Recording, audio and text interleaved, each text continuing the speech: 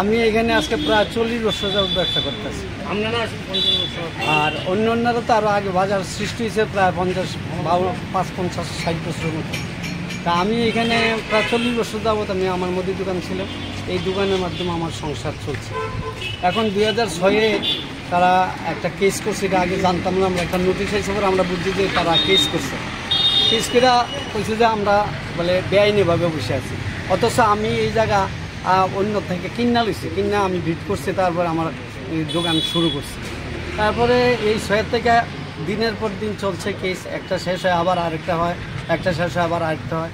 ইদানিং আমাদের একটা নোটিশ এসেছে হাইকোর্ট থেকে, ডাবল বেঞ্চের থেকে, যে আমরা এই জায়গা পরিষ্কার মানে খালি করে দিতাম, আর নতুবা আমরা আইনত দণ্ড নিয়ে আমরা দোষী সাব্যস্ত হয়ে যাব।